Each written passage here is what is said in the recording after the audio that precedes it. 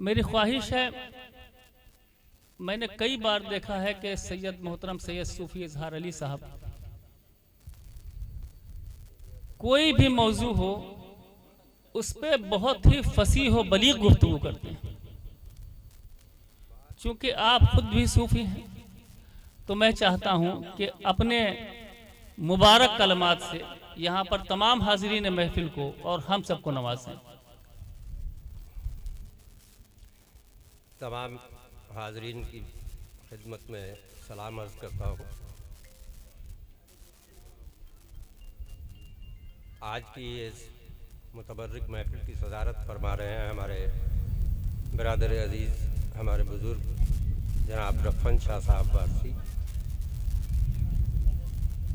जो किसी तारुफ के मोहताज नहीं। जाहिर है कि वह हाफिज़ प्यारी रहमतुल्लाह अलैह की खानक़ाह के मोहतमिम हैं, मुंतज़िम हैं, और उस फैज़ को जो उस दरबार से जारी होता था उसे खुद अब आगे उन्होंने सफ़र जारी रखा है और उस खिदमत को अंजाम दे रहे हैं। हम सब खुशकिस्मत हैं कि वो आज इस महफिल में मौजूद हैं। मैं उनका इस्तक़बाल करता हूँ। हमारे मोहतरम वासिफ़ फ़ारूक़ी साहब भी इस महफिल में मौजूद हैं, जनाब जिलानी साहब मौजूद हैं, डॉक्टर शम हैदर साहब मौजूद हैं, डॉक्टर सैयद आसिफ़ अली साहब मौजूद हैं। मैं इन सब का इस्तक़बाल भी करता हूँ, खैर मक़दम भी करता हूँ। अपने तमाम मुअज़्ज़िज़ीन का जो इस महफिल में हाज़िर हैं, ये सब हमारे लिए मोहतरम हैं, मुअज़्ज़िज़ हैं इसलिए भी कि इस महफिल का हिस्सा हैं, जो मुतबर्रिक महफिल है और उसको कामयाब बनाने में अपना पूरा वक्त दे रहे हैं, इसलिए मुबारकबाद के मुस्तहिक़ हैं आप तमाम हज़रात। मैंने सदारत का हुक्म पूरा किया और ख्वाहिश है मेरे वासिफ़ भाई की कि मैं नीचे से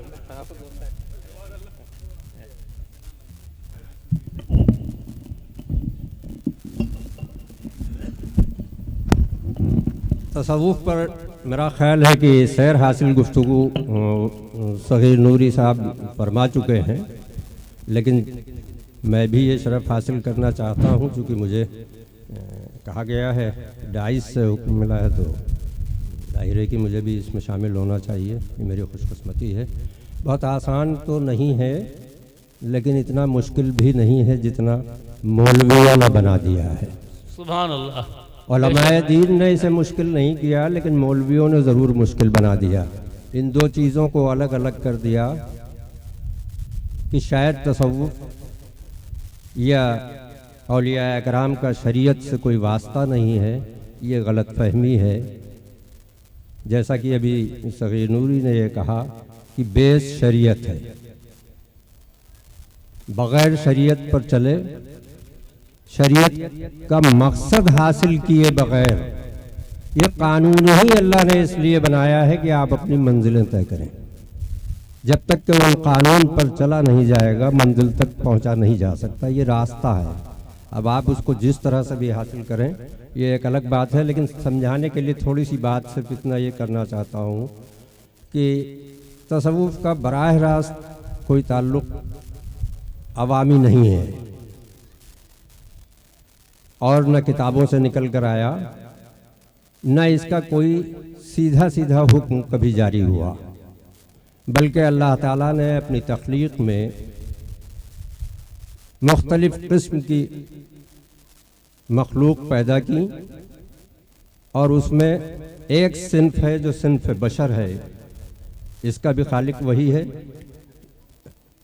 जिस सिन्फ को उसने अशरफ करार दिया, ये सिर्फ अशरफ है, न कि हम आप ये वो सब अशरफ नहीं है।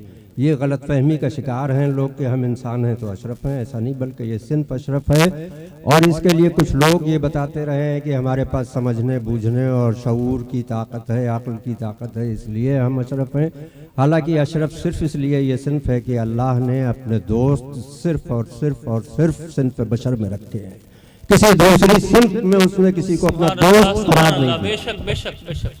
अशरफ होने का मकाम अगर इस सिर्फ को हासिल है तो वो उसकी वजह मेरी अपनी नाक़िस राय यही है कि सिर्फ इसलिए कि अल्लाह ने अपना दोस्त न जिन में रखा न मलाइका में रखा, सिर्फ और सिर्फ बशर को अपना दोस्त बनाया। उसमें दो कैडर हैं, अंबिया और औलिया। ये दोनों उसके दोस्त हैं। लेकिन चूंकि अंबिया को नबूवत मिल गई या रिसालत मिल गई तो उनका मकाम अपनी जगह पर है, उनके लिए पूरी उम्मत और पूरी दुनिया जिम्मेदारी में दे दी गई, उन्होंने उस काम को अंजाम दिया। लेकिन औलिया उसके वो मखसूस दोस्त हैं कि जो बहुत सारी जिम्मेदारियों से भी आज़ाद हैं, लेकिन बहुत सारी शर्तों से बंधे हुए हैं कि उनका इश्क किसी दूसरी जानिब नहीं देखता। विलायत इसका नाम है कि जो जन्नत की गुफ्तगू करना पसंद नहीं करता, वो कहता ये यार के और मेरे बीच हिजाब है। सुभान अल्लाह, सुभान अल्लाह। जन्नत की गुफ्तगू करना पसंद नहीं करता, ये विलायत का मकाम है कि वो जन्नत की बात भी पसंद नहीं करता है, क्योंकि वो आशिक है अपने उस माशूक का कि जिसने उसे खल्क किया है।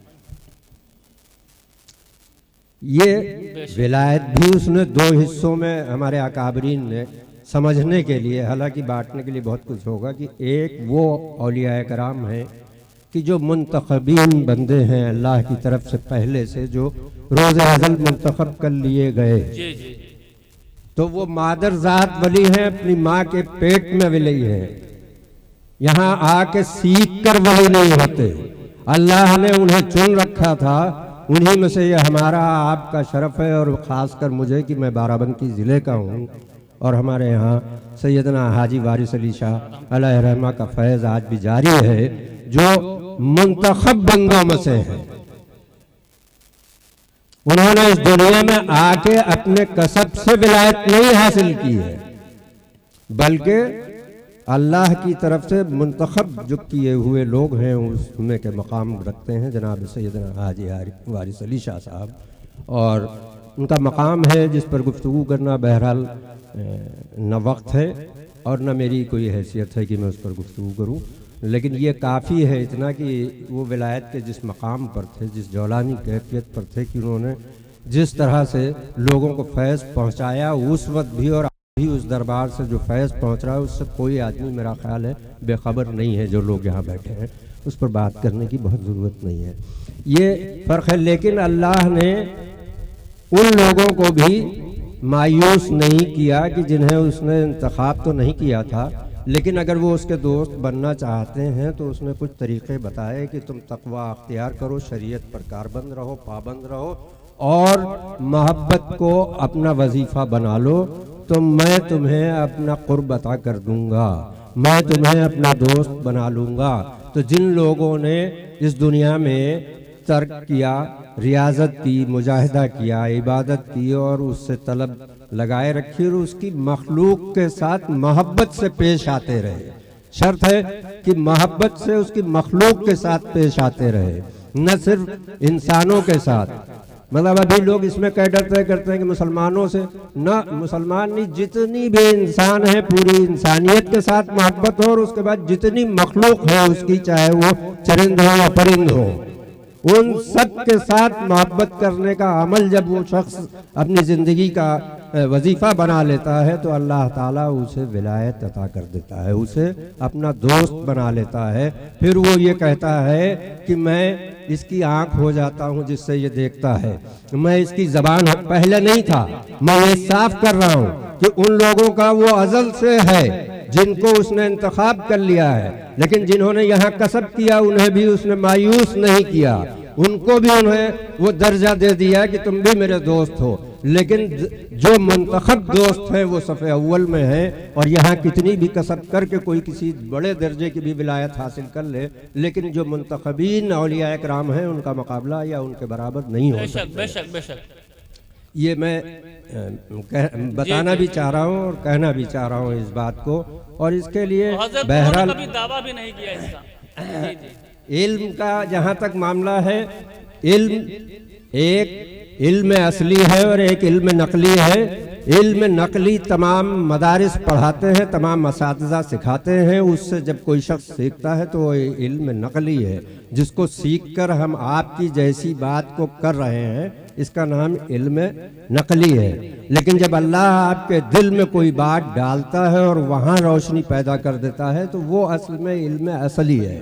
औलिया इकराम को इल्म असली अता हुआ रब की मेहरबानी से, और औलिया इकराम की इत्तबा करने वाले वो सूफ़ी जिन्होंने अपने पीर अपने वली की इत्तबा की और उनका रास्ता इख्तियार किया, उस रास्ते को इख्तियार करने का नाम तसव्वुफ दिया गया कि वो सूफीज़्म है।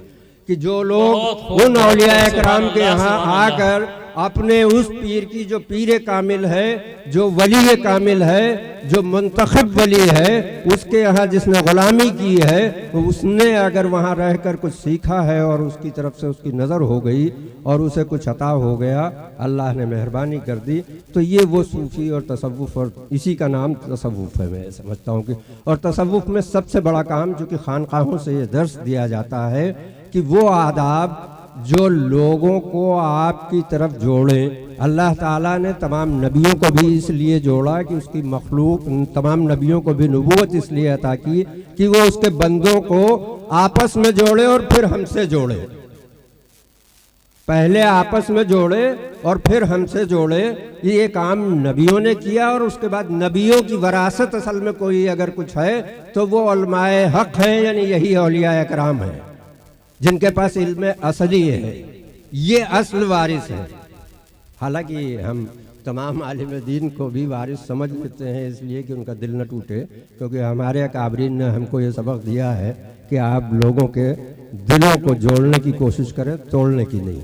लेकिन दरअसल असल जो बात है वो यही है कि वरसतुल अंबिया जो हैं वो ये औलिया इकराम है जिनको अल्लाह ने विलायत अता की है, ये असल वारिस है नबी के।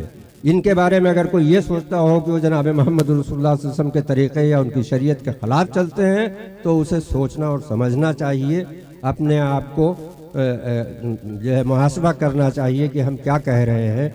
मैं सिर्फ इतनी सी बात कहकर बात ख़त्म कर देना चाहता हूँ। असल में वो लोग जो किताबों से इल्म हासिल करते हैं या उस्ताद से इल्म सीखते हैं, उनका एक तरीक़ा है उन आलिमों का कि उनकी निगाह शरीयत पर यानी क़ालिब पर है, और जो लोग इस तरह के होते हैं उनकी निगाह क़ल्ब पर होती है, क़ालिब पर नहीं। यानी कि अल्लाह के रसूल सल्लल्लाहु अलैहि वसल्लम ने अगर कोई अमल किया है तो क्यों किया है, जब तक उसकी मंशा भी न हासिल हो जाए तो वो सुन्नत पूरी नहीं होती। तो इन औलिया इकराम ने उस ज़ाहिरी तरीक़े में अगर कहीं कोई ज़रूरत पड़ी, यानी कि किसी ख़ास तासुब में किया जा रहा, कहीं ऐसी ज़रूरत भी पड़ती है कि अगर तरीक़ा कुछ बदल भी जाए लेकिन वो मकसद हासिल हो जाए जो आका करीम का था, तो वो उस रास्ते को बदल कर भी उस चीज़ को हासिल करना चाहते हैं, जिसकी वजह से उनके ऊपर दुनिया के लोग इल्ज़ाम लगाते हैं जिससे वो डरते नहीं, चूँकि अपनी रब की बारगाह में वो मकबूल हैं, इसलिए वो इसकी परवाह नहीं करते। लेकिन आका के उन तरीक़ों को ज़िंदा रखते हैं और उसे पूरी तरह सींचते और संवारते हैं कि जो मंशाए रसूल है, न सिर्फ कौले रसूल बल्कि मंशाए रसूल क्या है। जनाब मोहम्मद रसूलुल्लाह सल्लल्लाहु अलैहि वसल्लम ने अगर अपनी ज़िंदगी में कोई अमल किया है तो क्यों किया है, क्या चाहते थे। मिसाल बहुत छोटी सी देता हूँ ताकि छोटे बच्चे भी पीछे हैं समझ लें कि अल्लाह के रसूल ने मिसवाक की। अब बहुत से लोग हमारे ऊपर तंज करते हैं साहब कि हम मिसवाक नहीं करते हैं। मिसवाक करने के पीछे एक मकसद ये है कि आपके दांत साफ रहें, आपका मुंह साफ रहे, आपकी ज़बान साफ रहे, ताकि आपके जिस्म को कोई बीमारी न लगे और सामने वाले किसी आदमी को आपसे गुफ्तगू करने में कोई कराहियत न हो। बेशक बेशक, सिर्फ और सिर्फ इसकी यही दो वजह है। अब अगर आज के दौर में बिना का टूथपेस्ट मौजूद है और उससे मैं अपना दांत साफ कर लेता हूं तो ये भी सुन्नत है, क्योंकि जो मकसद है वो हासिल हो गया है, दांत और जबान का साफ होना। जाहिर है अल्लाह के रसूल ने अरब में मिसवाक पीलू की वहाँ जिस तरह का माहौल था, जिस तरह की ज़मीन थी, वहाँ पीलू ज़्यादा पैदा होता था, दांतों के लिए मुफीद था। लेकिन मेरे हिंदुस्तान में अल्लाह ने अपने फजल से नीम पैदा कर दिया है जिसमें बेपनाह सलाहियतें हैं। तो अगर हम नीम का दफन करें तो यह भी सुन्नत है। इसलिए सुन्नत है कि दांत को साफ रखना सुन्नत है, इसलिए नहीं कि खाली रगड़ना सुन्नत है। आप रगड़ते रहिए दांत न साफ हो तो क्या सुन्नत अदा हो जाएगी? नहीं अदा होगी। अदा जब होगी जब आपके दांत साफ हो जाएं।